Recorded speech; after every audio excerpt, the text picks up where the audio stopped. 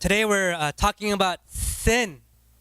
It's a topic that many non-church going people have issues with. I'm not sure if you're aware of that, but one of the reasons that people do not like Christianity is because this idea of sin. But I've come to conclude, I think most people, the reason they don't like the idea of sin is actually because they misunderstand it. Not only do they misunderstand what I think the church and the Bible has to say about sin, but I also think they misunderstand God's heart. That he's not this wrathful God only wanting to judge, but because of the sin, he actually restores us to what we were destined to actually be from the beginning, men and women who fully bear his image, who love God and love others. I think with that, what you see in the scriptures, in the Bible, is this plight of man that sin has ridden us of, but also it's this hope, this real hope that we can have in mankind because we are made in the image of God and because we are called to bear the image of Christ. And so with that, we want to look into sin today and really understand what it is and why Jesus is truly the answer. So open up your Bibles to Luke 7. Luke 7 is where we are at. And we've been going through this series on Luke. And if you don't know who Luke is, Luke was not one of the original 12 disciples, if you don't know. Luke was a man, a doctor, back in the days of Jesus who went on an investigation talking to eyewitnesses and basically investigating who was this man. And he writes this letter to Theophilus so that he would be certain of his faith. And that's the hope for you, that you would be certain of your faith. Not just thinking, I think God is the one, or I think Jesus is the one, but you would have actual deep certainty, conviction that Jesus is the one. And in order to understand Jesus, we actually have to understand sin. That's why he came. That's what he says. He came to get to rid us of our sins. So Luke 7, 36 to 50 is where we will read. Luke 7, verse 36. One of the Pharisees asked him to eat with him, and he went into the Pharisee's house and took his place at the table.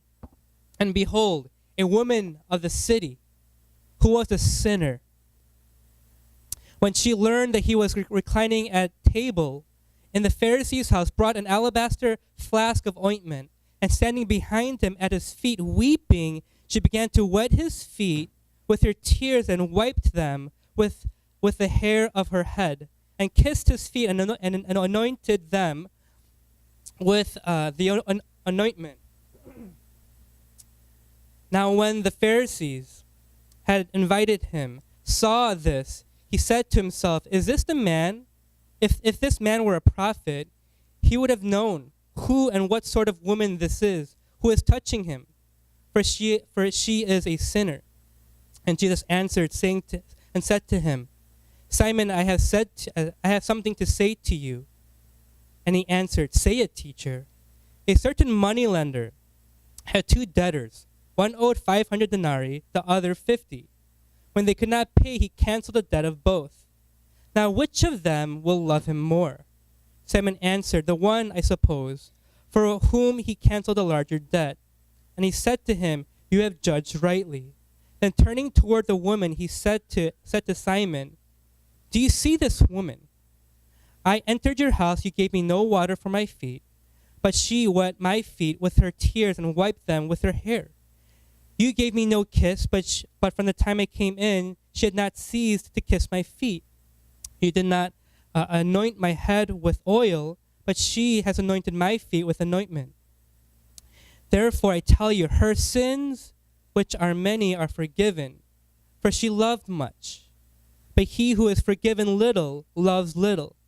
And he said to her, your sins are forgiven. Then those who were at table with him began to say among themselves, who is this who even forgives sins?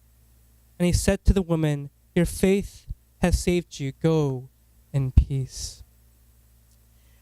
This passage is fascinating because in this passage, what you see is Jesus addressing two very different people, two very different kinds of people, but addressing the same situation. And he addresses the same situation, the same sin, in two very different ways. And it's important for us to know this because you may think of God as one who is simply wrathful.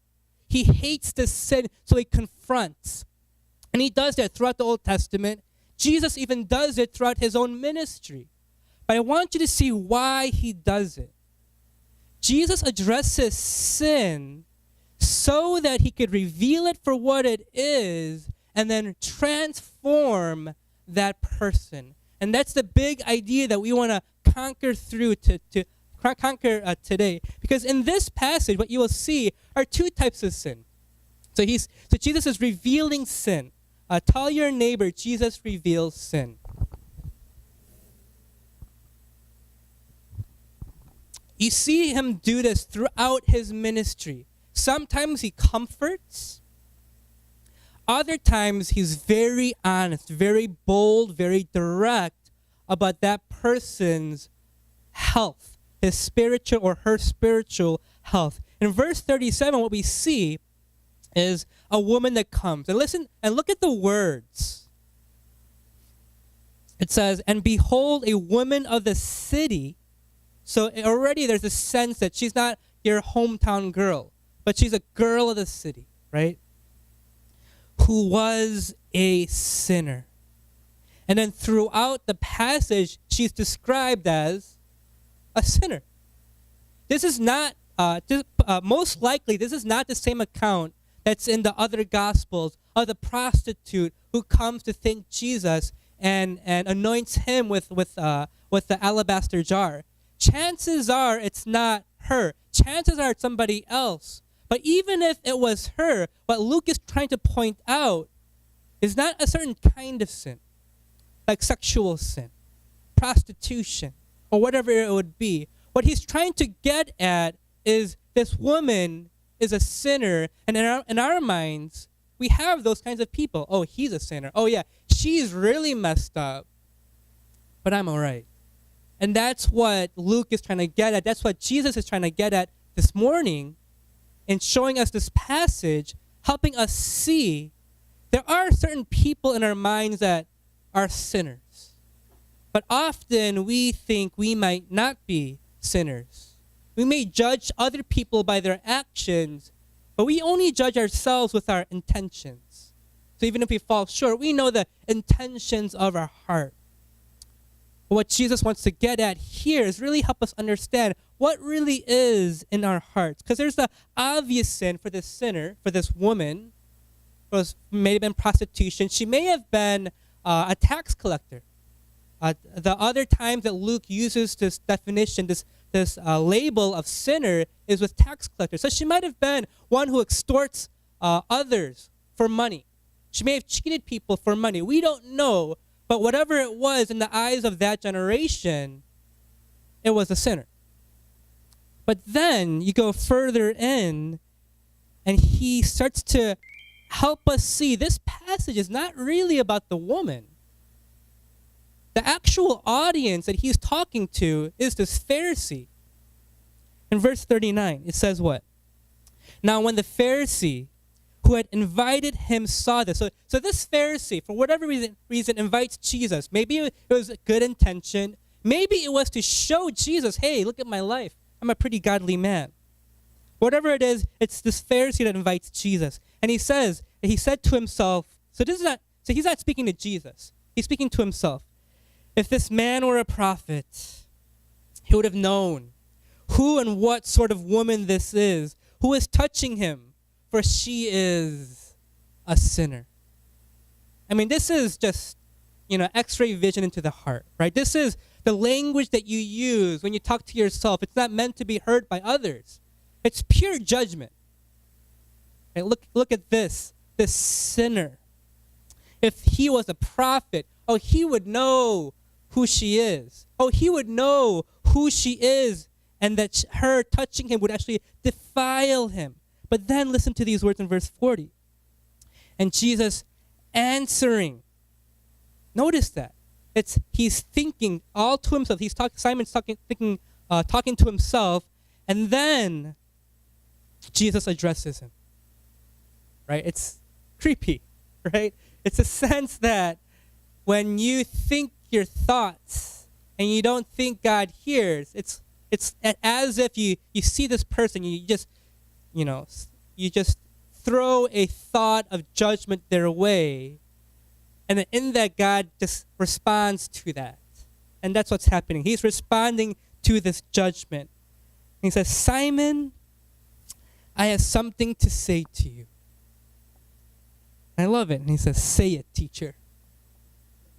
I don't know what kind of tone he had. Chances are he was actually pretty respectful, especially because in this passage his name is written. And so it's this sense that this Pharisee is looking over, judging him, saying, look at her sin. Oh, you're not a prophet. If you're a prophet, you would see a sin. And don't you see what's happening? Do you see the irony? Jesus then turns and says, oh, if you could only see your sin. If only you could see your own sin, everything would be different. You would not treat her with contempt, but you would actually do what she is doing. You would adore me. You would worship me if you only could see your sin. You see, sin, if you do not understand sin, you will never understand Jesus. You can be a scholar. You can try to understand what he was teaching, but if you do not understand the darkness and the evil of sin, you will never understand who Jesus is. In fact, not only will you never understand him, you'll never love him. You'll never worship him. If you do not understand sin, you cannot understand Jesus. So what I want to ask you is, what is sin? What is sin? How does Jesus see sin? What is sin to Jesus that he has to do something about it? And this is the working definition of sin today. Sin is taking something or someone and putting it in the place of God. It's as simple as that. It's taking somebody or something and putting it in the place of God. And that is what Jesus would consider sin, and that would be the reason in which everything else in this world and in our lives will fall apart. Whenever God is not center, everything will always fall apart. It's a pretty simple idea, but I want to expound this idea to you so that you would walk away with this simple idea. Well, this little thing is a sin, and you think of it as disobedience, but it's not just disobedience. Sin is not just disobedience. It's not just missing the mark. Sin is aiming for something completely other and saying, this is what I want to live for. That's what sin is. And this woman, she lived her life, built her life on something that was not of God. She felt maybe the consequences of it. And it's because of that, she now realizes how much she needs Jesus. But this Pharisee, he does not. You see, we all worship something. And that's something that we have to understand. After God, brought the Israelites out of Egypt, he gives to them what his relationship should look like. So if you were here for the 10 Commandments series, I outlined to you, the law is not slavery. But if we actually obey the law, it actually frees us into greater freedom. It's like the idea of marriage. The reason you two people get married and they make that vow, basically what they're saying is, I'm not going to see anybody else. Basically what they're saying is, I'm going to be enslaved to you, right? Essentially, I'm not going to see anyone else. what you want for me, your desires, I will try to meet. You're enslaving yourselves to each other in one sense. But why? So that you could love better. So that you would not have other distractions. So that he or she would be everything that you live for here on this earth. That's the idea of a vow. That's the idea of the 10 Commandments. That it's through these 10 Commandments we're actually freed to love God and to love others. That's what the New Testament says, right? If you could summarize all of the Old Testament, how would you summarize it? To love God, to love others. That's 10 Commandments. And what's the first command of the 10 Commandments? You shall have no other gods before me. Now think about that. It seems like the easiest one. But I wonder why God would have that as the first commandment. Because doesn't God know that there are no other gods? Right? God says that he's the only God. So why is the first command, you shall have no other gods before me? Because he knows how he created us. We are always worshiping something. Back in the days, it was actually literally other gods. If you look at Greek mythology, right? But today, we live for other things. And we worship these things. And we call these things God. Even though we may not call it that, we live like that. What do I mean? I read this before, and I want to read it again because what this man does, David Foster Wallace, what he does so well is help us see what our hearts are like. David Foster Wallace is not a believer. He is an award-winning author. He is a Pulitzer Prize finalist, but he's not a believer. But he's very introspective, very insightful into the human heart. And this is what he says. And read along with me here. He says, here is something else that's weird but true. In the day-to-day trenches of adult life, there's actually no such thing as atheism, even though I think he may have considered himself an atheist or an agnostic. He says, there's no such thing as not worshiping. Everybody worships. The only choice we get is what we worship. And the compelling reason for maybe choosing some sort of God is that pretty much anything else you worship will eat you alive. So if you worship money and things, and if they are where you find the real meaning in life, then you will never have enough. Never feel you have enough. It's the truth. Worship your body and beauty and sexual allure, and you will always feel ugly. And when time and age start to show, you will die a million deaths before they finally grieve you. Right? Worship power. If you worship power, you will end up feeling weak and afraid. And you will need ever more power over others to numb you and your own fears. Worship your intellect, being seen as smart, you will end up feeling stupid, a fraud, always on the verge of being found out.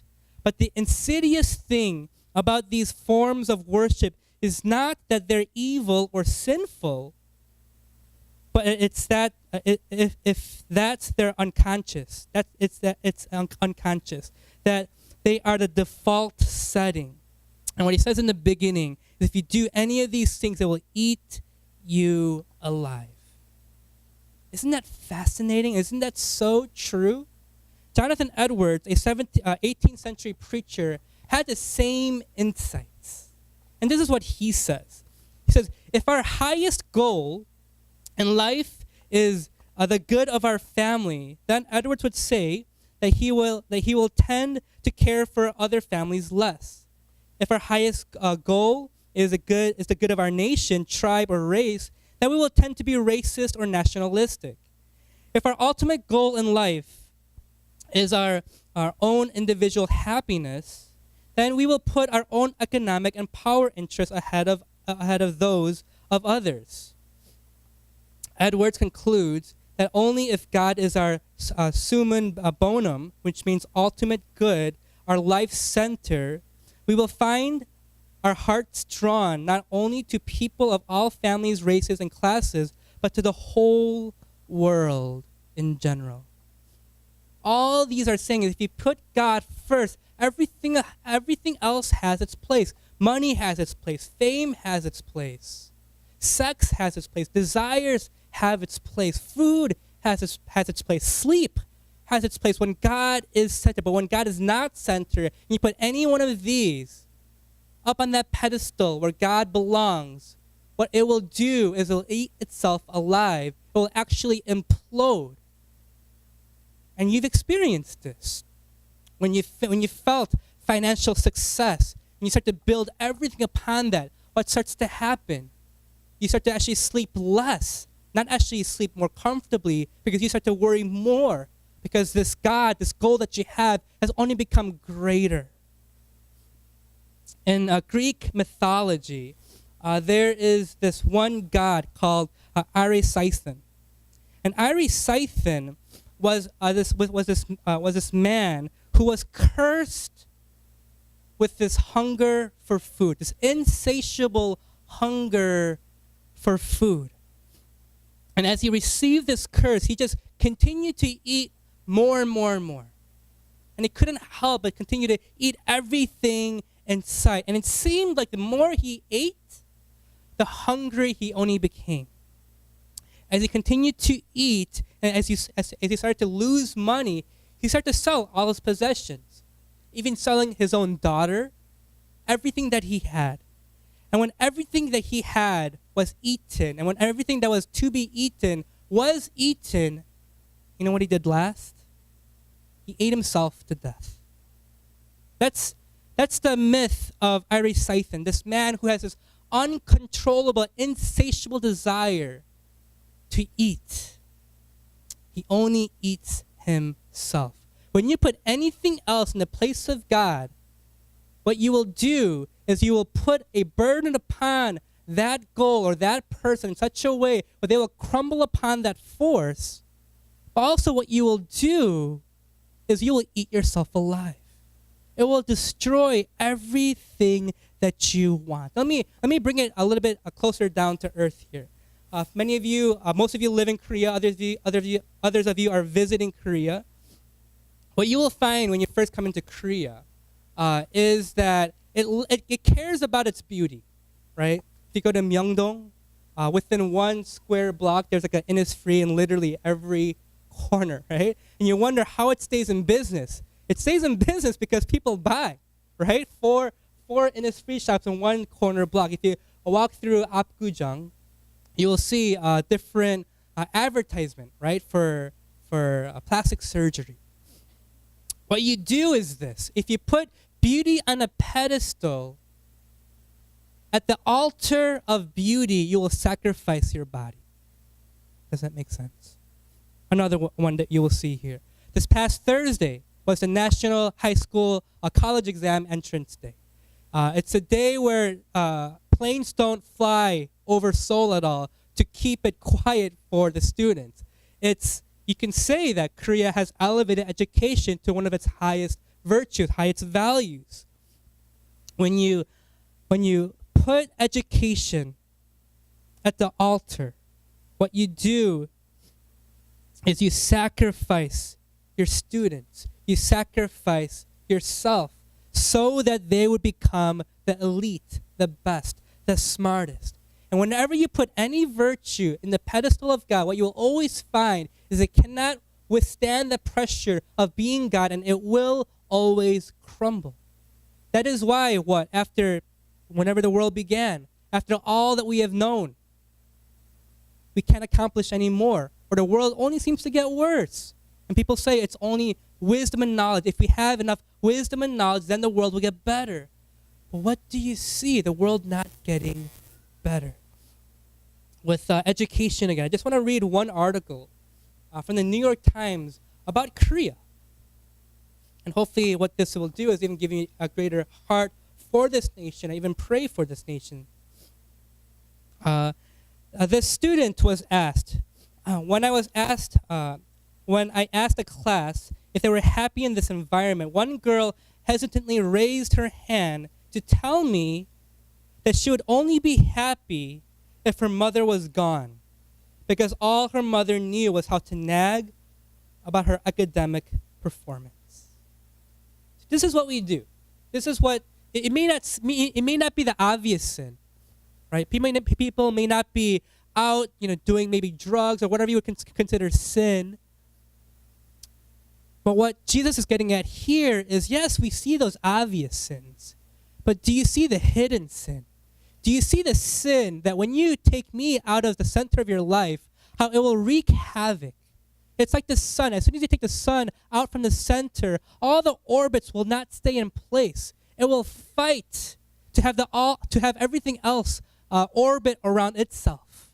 And that's what happens when God's not center. When God is not center, we will continue to find something so that we can orbit around it, so that we can worship it. And that's the hidden sin. That's why Jesus had to come. Because we would continue to give ourselves to something. And we will continue to give ourselves to something or someone in such a way until we feel like we're satisfied. But the thing is, we'll never be satisfied. So we continue to do it over and over and over. When you understand the life of a pedophile, you start to realize they didn't jump into that crime, that act. It starts with something small. They lust. They watch porn. But what happens, it's this insidious desire that cannot be met, that cannot be satisfied, and so it gets more and more perverted. That's what happens. That's the hidden nature of sin. You see, as Christians, what we believe is that sin is real.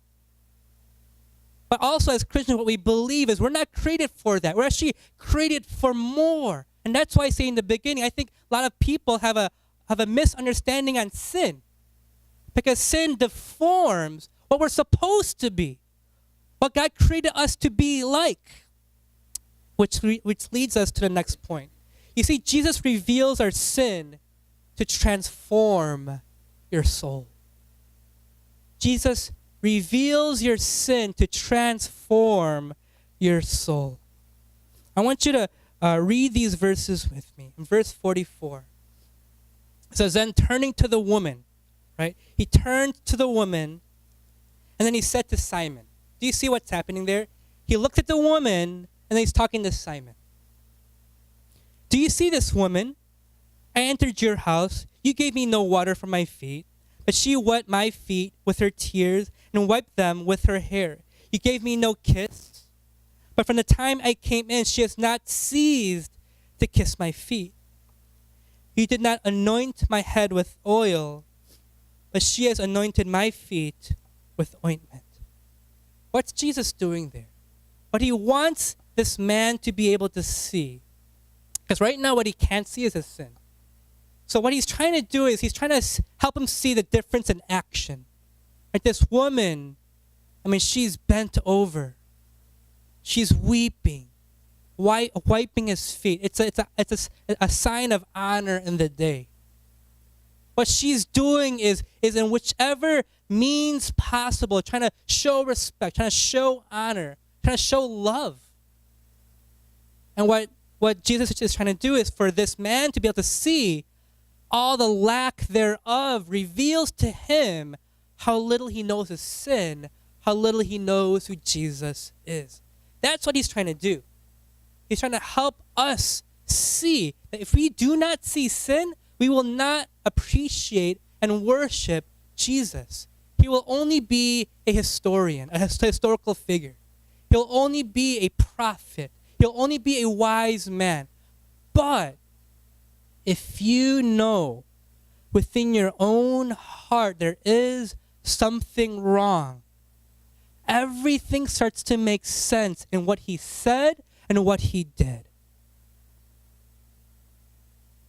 You may be wondering, why is there so much brokenness in this world? Or why is my life so filled with pain?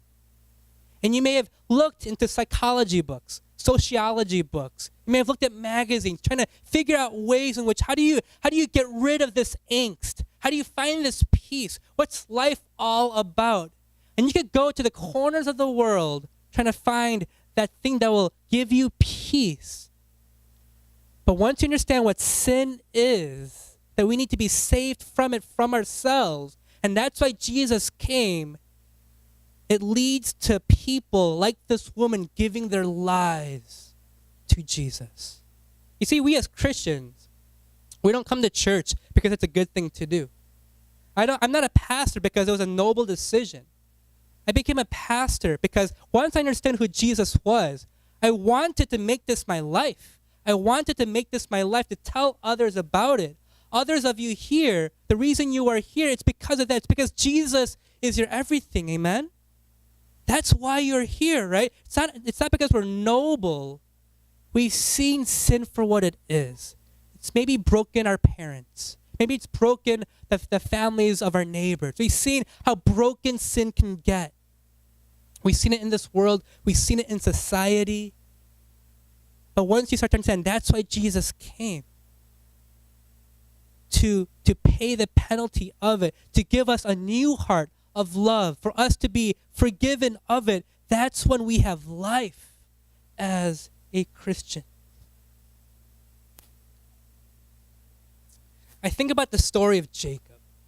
Many of you know the story of Jacob. Jacob was a twin. We've got many twins at this church, so it relates to our church. Jacob was a twin. He was the younger of the two. And his name means deceiver. And his life revealed that.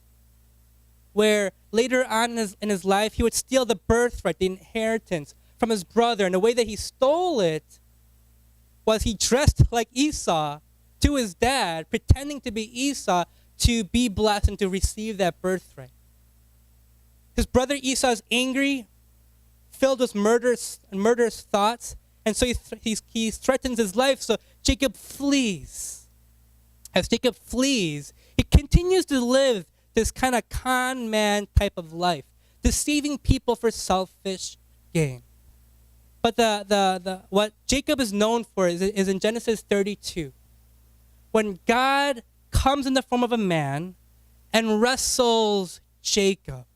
It's a fascinating story because as Jacob is in this distraught situation, he's trying to go back home. He knows that Esau is coming back with 400 men. He thinks Esau is still angry after, 20-some years.